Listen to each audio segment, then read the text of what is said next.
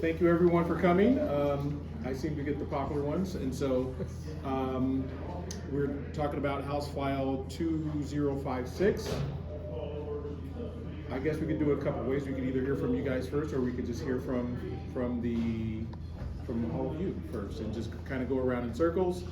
And let's just take turns. We'll start there. This obviously is a bill regarding the dispensing of hydrochloroquine and ivermectin over the counter. So we'll just start on this side, and if anyone wants to speak.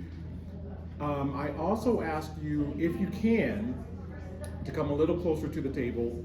The mics, there's a lot of microphones up here. They probably pick up well, but if you could just at least lean a little closer to the table so we can hear you, that'd be great. Anyone over here? I'm looking. All right, we'll start over here. I can't see behind the column, but yes, sir. Thank you for the opportunity to speak. My name is Wes Pilkington. I'm a pharmacy owner from Evansdale, Iowa, and the president of the Iowa Pharmacy Association. Pharmacists routinely dispense ivermectin and hydroxychloroquine when they're appropriate for the individual patient. The concern with this bill, as written, is the mandatory dispensing. The phrase "shall dispense" removes professional judgment at the very point where pharmacists are legally and ethically obligated to evaluate patient safety. Pharmacists are not vending machines. We're licensed healthcare professionals whose role is to ensure medications are safe and appropriate before they reach the patient. I want to briefly highlight the safety concerns associated with these medications. The following information comes directly from drug manufacturers and post-marketing data from the FDA. Ivermectin carries risks of severe skin reactions, drops in blood pressure, central nervous system depression, neurotoxicity such as dizziness, disorientation, encephalopathy, and impaired consciousness, as well as eye inflammation, liver inflammation, severe diarrhea, and nausea. These risks are increased when doses exceed those studied as recommended by the manufacturer. Hydroxychloroquine presents even more significant concerns. Patients who take this medication chronically require routine eye exams, periodic blood counts, EKG monitoring for heart toxicity, muscle strength and reflex testing, and kidney function monitoring, particularly in elderly patients. It carries a risk of overdose and can cause fatal cardiac arrhythmias, severe hypoglycemia, blood disorders, irreversible retinal damage, lung disease, acute liver failure, and kidney injury. The patients I currently dispense this medication to are closely monitored by healthcare providers every few months to ensure safety. This bill raises critical unanswered questions. What prevents a patient from following high-dose recommendations found online and obtaining repeated prescriptions? What stops them from visiting multiple pharmacies or obtaining a new prescription every week or every month? What happens when an elderly patient with known cardiac or kidney disease presents for one of these medications, and I know that medication will cause them harm? This bill states that pharmacists would carry no legal liability for patient harm. But legal immunity does not erase our moral and professional responsibility to protect patients. This legislation effectively tells pharmacists that our clinical judgment is optional. That is not something we can stand for as a profession. I respectfully urge you to vote no on this bill so pharmacists in Iowa can continue to do what we are trained and licensed to do: protect patient safety and dispense medications responsibly. Thank you.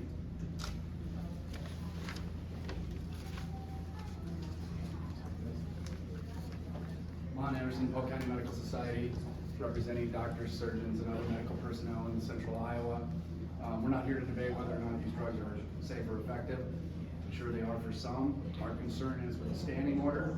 If a patient were to have an adverse reaction, we wouldn't be able to treat that person because it was given to them over the counter. And so, in general, we oppose standing prescriptions. Hello, Seth Brown on behalf of the Iowa Medical Society, the Iowa chapter of the American Academy of Pediatrics, and the Rheumatology Association of Iowa. All three of my my clients are registered against this bill. They all unanimously voiced concern about what type of precedent this would set, particularly, as was mentioned in the previous comments, treating pharmacists as a vending machine. Not having that clinical oversight and judgment would have adverse effects that we expect to impact patients long term. There are significant adverse impacts to these medications, particularly hydroxychloroquine. As we mentioned, there needs to be clinical oversight and regular check-ins to make sure that it's being used properly. There are some medications where OTC use is proper. These are not those medications, and we feel like that needs to be distinguished here. Thank you. Next, anyone else?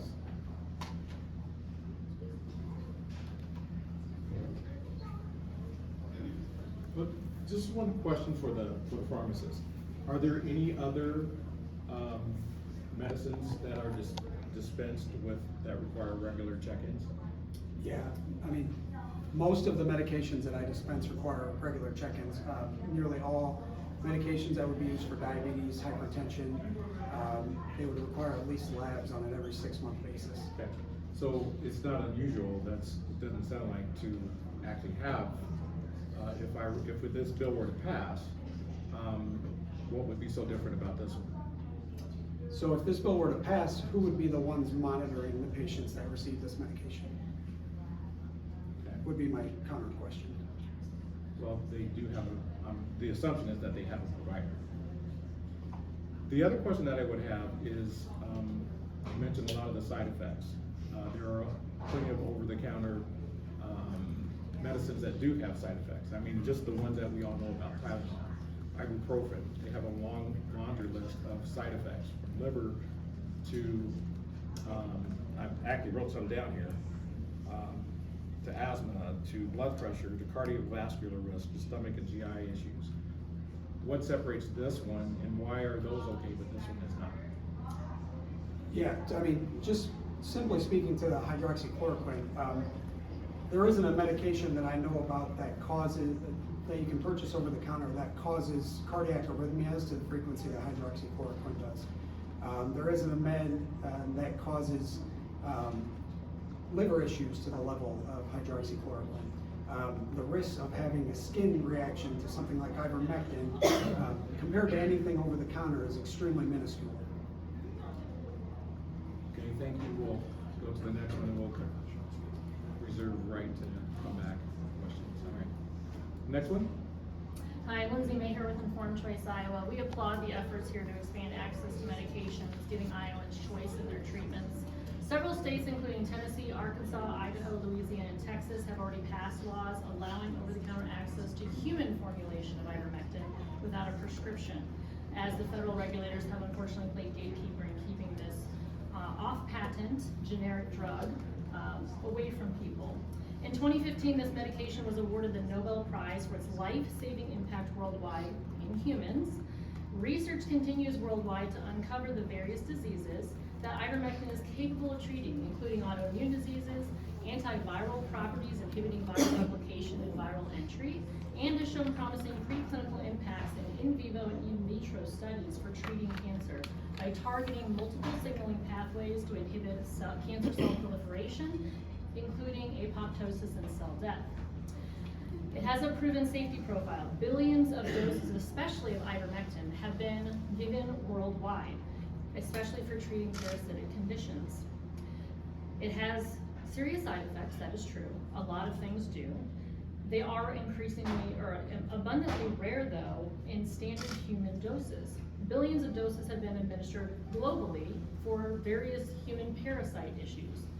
Severe reactions recorded by the WHO Vigibase has 667 severe reactions between 2003 and 2020. Comparatively, Tylenol had 100,000 calls to poison control, 56,000 ER visits, and 2,600 hospitalizations in that same time frame, and continues to be one of the leading causes of acute liver failure in America. So it has established efficacy for proven uses. Requiring doctors' visits adds unnecessary burdens and delays treatments and could increase costs by not allowing these things to be over the counter. Many people in rural and underserved communities would have greater access if this was something they could purchase over the counter. We've unfortunately seen regulators step in and say, especially during the pandemic, whether or not doctors could prescribe this, including the state of Iowa. We would like to know that if doctors believe this to be something beneficial for their patients, they could prescribe and have the prescription filled.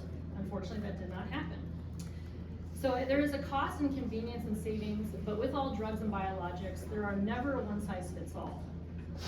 Never one-size-fits-all, drug or biologic. That should be given to every individual. But we appreciate the fact that the attention has been made that the manufacturer label will be given along with this product so that the full safety profile can be evaluated by the patient themselves. They can read that insert, know that there are risks, and determine based on informed consent whether the risks or the benefits benefit them. Thank you very much. Thank you. All right, seeing no more, there's one more. Okay, my name is Heaven Chamberlain. I'm with Bitches Get Stuff Done, but most importantly, I'm a guinea pig parent. This makes sense because we give ivermectin to our guinea pigs.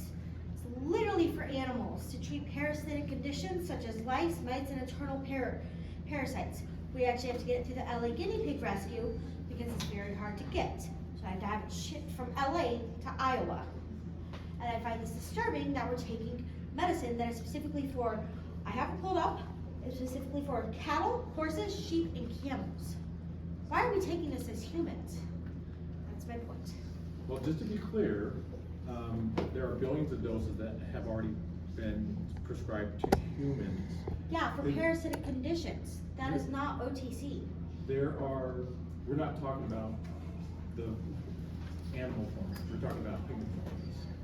Yeah, but I've met people at the literal pharmacy who ordered horse dewormer from Mexico because they were sold a false idea by the pharmaceutical companies. The fact that pharmacists didn't jump across the counter is fascinating to me, but he bragged about ordering stuff from Mexico. And I never saw him again, so I don't know how that turned out for him. But just to be clear, there's nothing in this bill that refers to what you're talking about. It doesn't matter, we're feeding people guinea pig medicine. Thank you for your comments.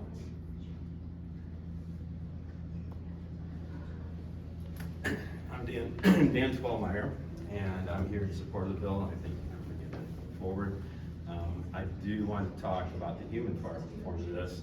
I appreciate the side effects that were mentioned. I wish those side effects on the COVID shot was mentioned when my daughter went to a physical, and the reason the COVID shot had to be offered is because the emergency authorization given to the COVID shot, no other therapeutic, right? Well, it is a therapeutic for the COVID shot. Dr. Mary Kelly Bowden has treated over 6,000 patients with ivermectin, did not lose one. That's why we have this fight over ivermectin. It gets tweeted actually by the FDA. It's not a horse dewormer or whatever we want to label it as. And so that was disinformation out of the FDA that Dr. Mary Kelly Bowden sued the FDA and won. They had to take down their tweet. Unfortunately, who knows how many lives were lost. Ron DeSantis is allocating $60 million for cancer, just kind of like Governor Reynolds. I met Casey DeSantis. We share a cancer survivorship story. I know people that take ivermectin and have survived cancer using ivermectin. They are going to allocate and study ivermectin for cancer. Dr. Pierre Corey, who stood on the nation's capital fighting for stopping mandates like you did, Eddie, stood up for us, medical freedom. He wrote about the fraudulent trial on ivermectin studies, and I would like to just share that with you. So I think the safety signals are there that it's safe. It won the Nobel Peace Prize. It's been given 2 billion times. There's lots of risks out there. And I believe that it has the safe and effective pattern that people can go in and see the risk on the package to assume whether or not they want to assume that risk for themselves. So I encourage you to pass this bill, and I hope that it hits the floor and we can get it signed this July on Governor Reynolds' desk. Thank you. Thank you. All right, Give those to you too. are there, going once, going twice, are there any more speakers? All right, well, I will pass this on to Dr. Baeth, Representative Baeth, who I know is strongly in favor of this bill. I'm sorry. Go ahead, sir. Let's recap here that we have folks representing Iowa's largest physician group, Iowa's largest pharmacist group, Iowa's nurse practitioners, Iowa's pediatricians, Iowa's nurses. All of the state's medical professionals have said that the evidence shows that the risks of these drugs far outweigh the benefits for this to be essentially dispensed by a pharmacist's vending machine. It's reckless. This bill is mandated medical malpractice. Why? I heard some references to COVID. Sure, you're gonna get some small little trials. In the early COVID, we didn't know what worked. We threw stuff at the wall and saw what stuck. What we finally learned works and doesn't work is through randomized controlled trials. Every single randomized controlled trial shows that hydroxychloroquine and ivermectin are both ineffective with COVID. Any other indication short of onchocerciasis or strongyloides is still experimental only. To make over-the-counter an experimental drug for people just to experiment on themselves completely undermines the reason why we have a drug prescription process in the first place. What's next?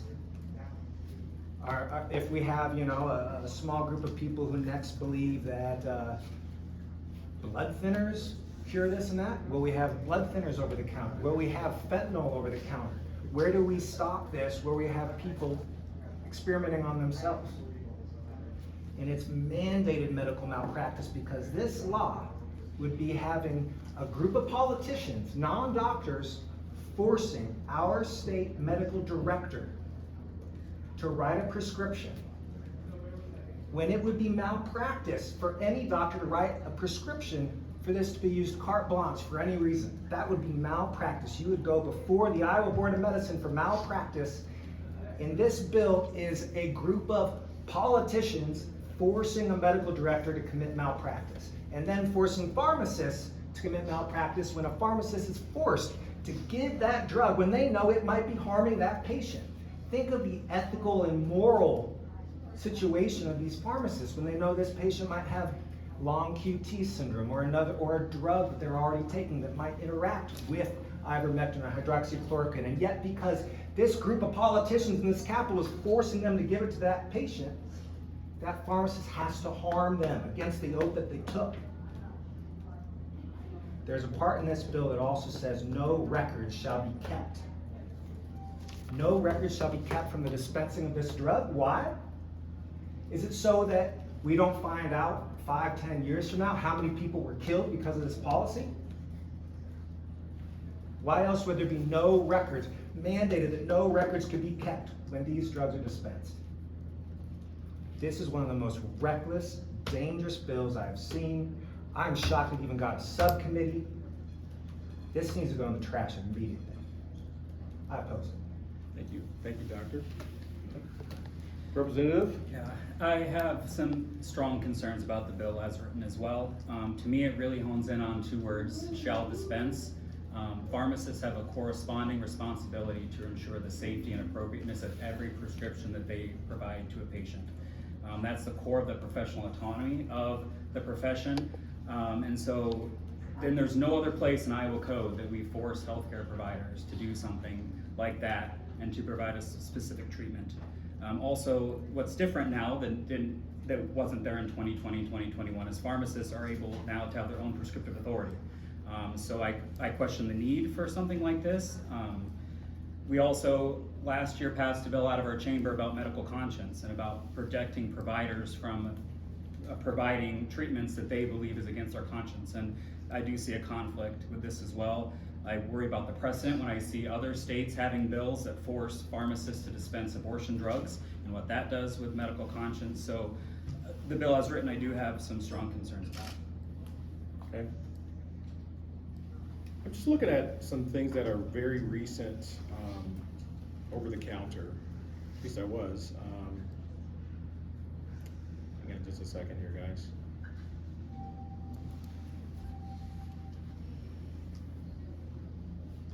Obviously, we've already mentioned Tylenol, ibuprofen. These were not over the counter at one point, right? There's a long laundry list that apparently I did have. The old pill, Narcan.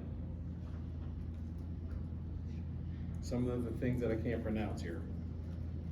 Nasonex. Pataday. Splice.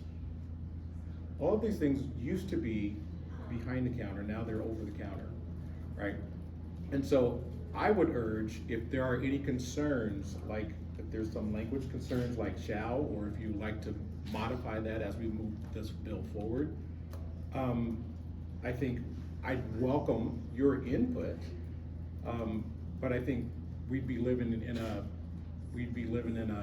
fantasy world to understand that the opposite of what was just talked about was not true during the COVID period, where